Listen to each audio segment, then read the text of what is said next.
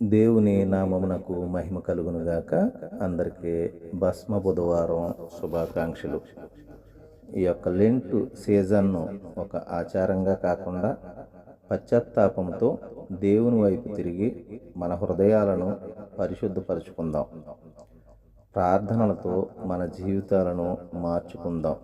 ఈ బూడిద బుధవారంలో ఉన్న బూడిదను మన జీవితాలకు అన్వయించుకొని మంటివారము, ఆవిరి వంటి వారము, నీటి బుడగ వంటి వారము, బూడిద వంటి వారమని గ్రహించి ఇహలోక సంబంధమైన వ్యవహారాలను విడిచిపెట్టి పరసంబంధమైన ఆధ్యాత్మిక సంబంధమైన వ్యవహారాలలో బలపడతారని ఆశిస్తున్నాను.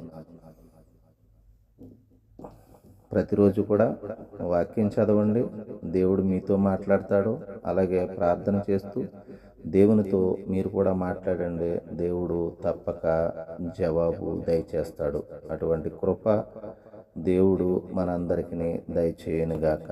God bless you.